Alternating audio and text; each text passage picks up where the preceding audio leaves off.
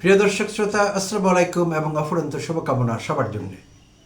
পৃথিবীর প্রায় সব দেশেই সরকারগুলো সাইবার নিরাপত্তা আইন প্রণয়ন করেছে, প্রত্যেকটি দেশে। এইটি যেমন সরকারগুলোর নিজস্ব পরিচালনা, গভর্নমেন্ট অ্যাফেয়ার্স রান করবার জন্য গুরুত্বপূর্ণ ছিল, তেমনি দেশের নাগরিকদের সুরক্ষা দেবার জন্যও দরকার ছিল। তাই প্রায় সব দেশেই সাইবার নিরাপত্তা আইন আছে। সরকারগুলো নতুন করে সেই আইন প্রণয়ন করেছে, কেউ আগে প্রণীত আইন সংস্কার করেছে, কঠোর করেছে, আবার কোথাও শিথিল করতে হয়েছে। মূল কথা হলো সাইবার নিরাপত্তা আইন পৃথিবীর সব দেশেই কার্যকর আছে। তো আমাদের দেশেও আছে। আওয়ামী লীগ আমলে আমরা দেখেছি, যদিও আমাদের বলা হয়েছিল যে এটি সাইবার নিরাপত্তা আইন, তার মানে জনগণও নিরাপত্তা পাবেন, দেশের মানুষ সাইবার ক্রাইমের এগেনস্টে নাগরিকেরা নিরাপত্তা পাবেন। তো শেখ হাসিনা আমলে যে সাইবার নিরাপত্তা আইন ছিল, সেখানে দেশের নাগরিকেরা কিন্তু কমই সুরক্ষা পেয়েছেন। আওয়ামী লীগ সরকার যখন যাকে খুশি, যার বিরুদ্ধে খুশি, যেভাবে খুশি সাইবার নিরাপত্তা আইন ব্যবহার করে দমন পীড়ন চালিয়েছিল। এই বিষয়টি অত্যন্ত স্পষ্ট। এই বিষয়ে আমরা নিশ্চিত হতে পারি, নাগরিকেরা সুরক্ষা পাক আর না পাক, সরকার ইচ্ছে মতো এটিকে ব্যবহার করেছে। সো অন্তর্বর্তীকালীন সরকার, ডক্টর মোহাম্মদ ইউনূসের অন্তর্বর্তীকালীন সরকার গত মেতে, 2025-এর মেতে, আসলে গত বছরের 2025-এর মেতে আওয়ামী লীগ আমলের 2023-এর সাইবার নিরাপত্তা আইন, সেই আইনে কিছুটা সংস্কার আনে এবং সেই সংস্কারগুলোতে 9টি দমন পীড়নমূলক ধারা বাদ পড়ে কিংবা সংশোধন করা হয়। 9টি ধারা ছিল সেই 2023-এর সাইবার নিরাপত্তা আইনে, যেই ধারাগুলো সরকার চাইলে যে কারো বিরুদ্ধে যখন খুশি ব্যবহার করতে পারত এবং অসংখ্য বার করেছে। কারণ ধারাগুলো এমনভাবে তৈরি করা হয়েছিল, সেখানে কিছু অস্পষ্টতা ছিল। অর্থাৎ সরকার চাইলে কোনো একটি ধারার, কোনো একটি আইনের ব্যাখ্যা নিজের মতো করে দিতে পারে, এইভাবে করা ছিল বিষয়টি। তাই অন্তর্বর্তীকালীন সরকার জনস্বার্থে 9টি ধারা বাতিল করেছে কিংবা আংশিক পরিবর্তন করেছে। তো এখন আবার নতুন করে সে আলাপ উঠেছে যে এখন যে সরকারটি ক্ষমতায় আছে, বিএনপি সরকার, তাদের আবার দরকার হয়ে পড়েছে সাইবার সিকিউরিটি অ্যাক্ট বা সাইবার নিরাপত্তা আইনে সংস্কার করা কিংবা পরিবর্তন আনা। এটি আর অধ্যাপক ইউনূসের আমলে যে পরিবর্তন করা হয়েছিল সাইবার নিরাপত্তা আইন, আওয়ামী লীগ আমলের পরিবর্তন করে সেটির নাম দেওয়া হয়েছিল সাইবার সুরক্ষা আইন। তো সেই আইনটি কিন্তু চলছিল এখন পর্যন্ত। তো এখন শোনা যাচ্ছে বেশ কিছুদিন থেকেই সরকার সেই আইনে কিছু পরিবর্তন আনতে যাচ্ছে। সো গতকাল জাতীয় সংসদের কার্যপ্রণালী বিধির 71 ধারা অনুযায়ী, কার্যপ্রণালী বিধি 71 অনুযায়ী জননিরাপত্তামূলক বিষয়ে মনোযোগ আকর্ষণ করবার জন্যে নোটিশে আলোচনা করতে গিয়ে সংরক্ষিত আসনের নারী সাংসদ হেলেন জেরিন খান স্বরাষ্ট্রমন্ত্রীর দৃষ্টি আকর্ষণ করেন এই বিষয়ে। তিনি সুস্পষ্টভাবে উল্লেখ করেন যে দেশে এখন অসংখ্য ভুয়া আইডি ব্যবহার করে অসংখ্য ফেসবুক অ্যাকাউন্ট খোলা হচ্ছে। একজন ব্যক্তি অসংখ্য অ্যাকাউন্ট খুলছেন, বট বাহিনী আছে এবং আরও নানা রকম বাহিনী আছে। তারা দেশের নাগরিকদের সাইবার সিকিউরিটির জন্য বিশাল থ্রেট হয়ে উঠেছে। যে কোনো কারো, ব্যক্তি, পরিবার, একটি সংস্থা, রাজনৈতিক দল, রাজনীতিবিদ, যে কারো সম্মানহানিকর বিষয় প্রায়শই আমাদের চোখে পড়ছে। তো এই বিষয়গুলোতে তিনি দৃষ্টি আকর্ষণ করেন স্বরাষ্ট্রমন্ত্রী সালাউদ্দিন আহমেদের। তো সালাউদ্দিন আহমেদ তার এই বক্তব্যের প্রেক্ষিতে তার নিজস্ব পর্যবেক্ষণ এই বিষয়ে এবং নিজস্ব মতামত এবং সিদ্ধান্ত সংসদে শেয়ার করেন। সুপ্রিয় দর্শক শ্রোতা, সেখান থেকে যতটুকু জানা গেল, তো তিনি জানালেন যে আমাদের দেশে এমন কোনো আইন নেই যেই আইনে এই প্রযুক্তি প্রতিষ্ঠানগুলোকে, যেমন ফেসবুকের প্যারেন্ট অর্গানাইজেশন মেটা বা অন্যান্য যেসব সামাজিক যোগাযোগ মাধ্যম আছে, যেমন সেটি ইউটিউব হতে পারে, ইনস্টাগ্রাম হতে পারে, এক্স হতে পারে, তো এই সামাজিক যোগাযোগ মাধ্যমগুলোকে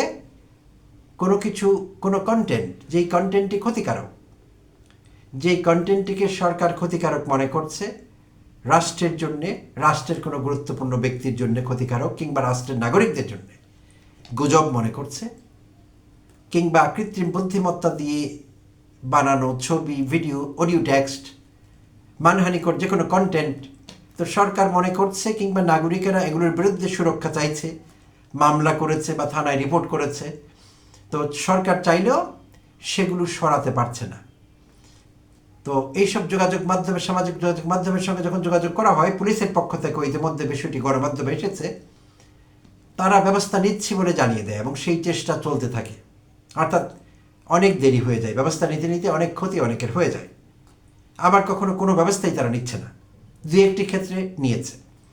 অর্থাৎ সুস্পষ্টভাবে কিছু করা যাচ্ছে না এবং সেই প্রযুক্তি প্রতিষ্ঠানগুলোকে বাধ্য করা যাচ্ছে না নির্দিষ্ট কন্টেন্ট সরকার না চাইলে সেটিকে যে অপসারণ করবে, তারা সরিয়ে নেবে, সেই বিষয়ে তাদেরকে বাধ্য করা যাচ্ছে না, কারণ এই বিষয়ে কোনো আইন নেই।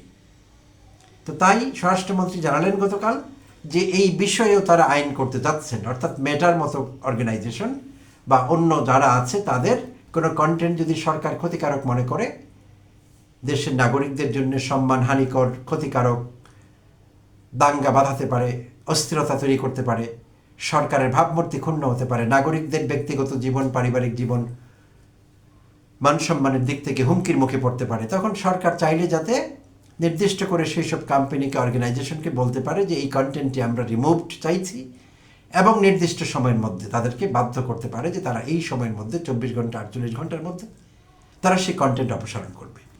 তো এইটির জন্য কোনো আইন এতদিন দেশে ছিল না। তো স্বরাষ্ট্রমন্ত্রী গতকাল জানালেন যে এই বিষয়ে তারা আইন করতে যাচ্ছেন, এবং তিনি উদাহরণ দিয়ে বললেন পাশের দেশ ভারতে আগে এরকম আইন ছিল না, ভারত সরকার এরকম আইন করেছে যেই আইন বলে তারা ক্ষতিকারক কন্টেন্ট তুলে নিতে কিংবা রিমুভ করতে বাধ্য করতে পারে মেটার মতো অর্গানাইজেশনগুলোকে।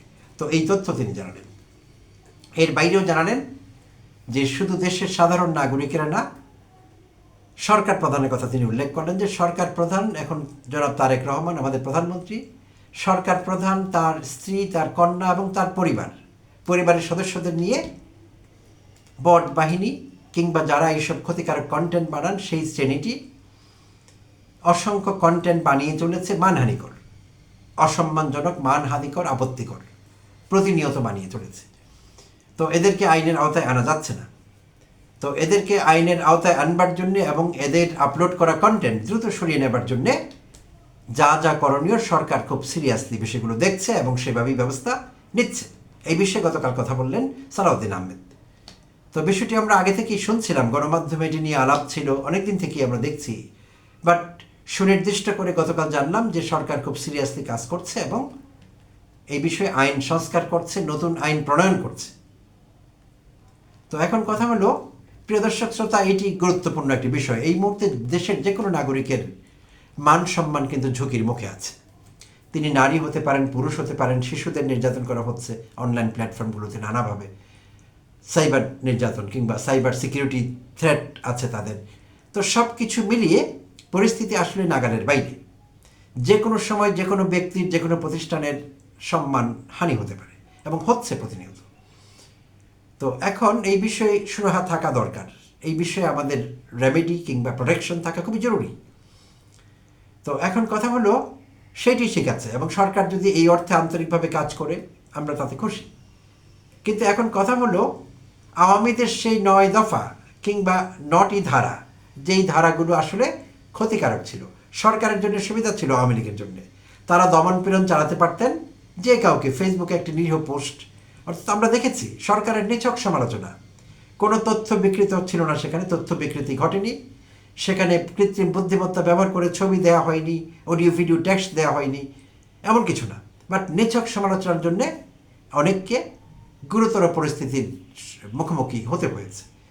আবরার ফাহাদ ফেসবুকে শুধু ভারত বিরোধিতা করে তিনি পোস্ট দিয়েছিলেন, ভারতীয় আধিপত্যবাদের বিরুদ্ধে কথা বলেছিলেন। কি পরিণতি তার হয়েছিল সেটি আমরা জানি। তো আবরার ফাহাদ আইনি পরিণতি ফেস করেননি।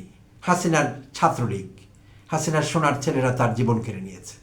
অন্যান্য ক্ষেত্রে আইন শৃঙ্খলা রক্ষাকারী বাহিনী অনেককে গুম করেছে অপরাধে, অনেকের বিরুদ্ধে সাইবার সিকিউরিটি একটা মামলা হয়েছে।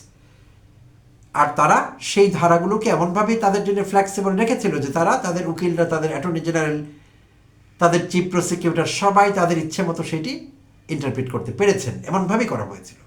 তো অধ্যাপক ইউনূস সেগুলো বাতিল করেছে।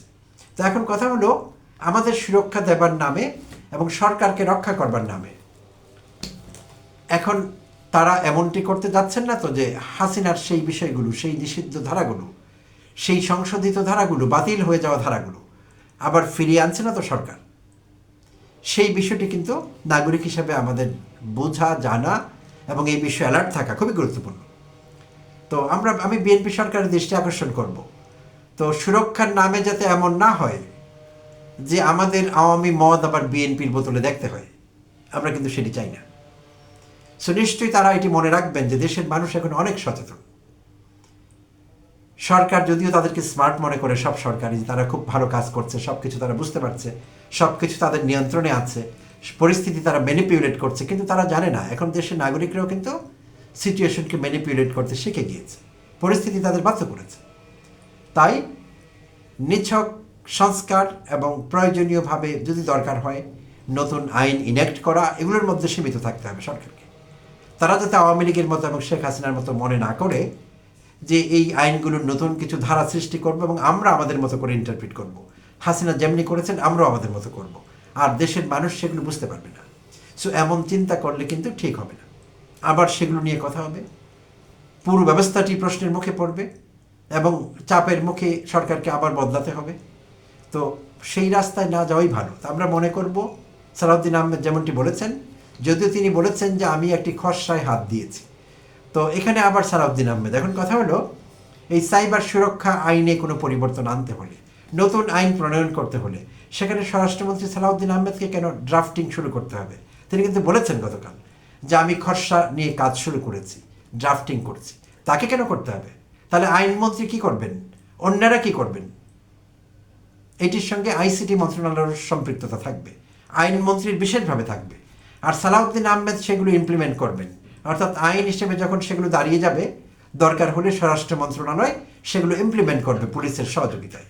তো এখন সেই সব আইনের ড্রাফটিং তিনি কেন করছেন, এটিও কিন্তু একটি প্রশ্নবোধক চিহ্ন। সব জায়গায় তাকে কেন দরকার আমাদের? আর যদি এমন হয় তাকে ছাড়া আর কোনো যোগ্য লোক বিএনপিতে নেই, তাহলে প্রধানমন্ত্রী তারেক রহমানকে বাকি সবাইকে ছাঁটাই করতে হবে, করে সব মন্ত্রণালয়ের দায়িত্ব সালাউদ্দিন আহমেদের উপর দিতে হবে। তো এই বিষয়টি আমি লক্ষ্য করলাম এবং আমি খুব বিচলিত হয়েছি যে তিনি কেন ড্রাফটিং করবেন এই বিষয়ে, এটি তো তার কাজ না।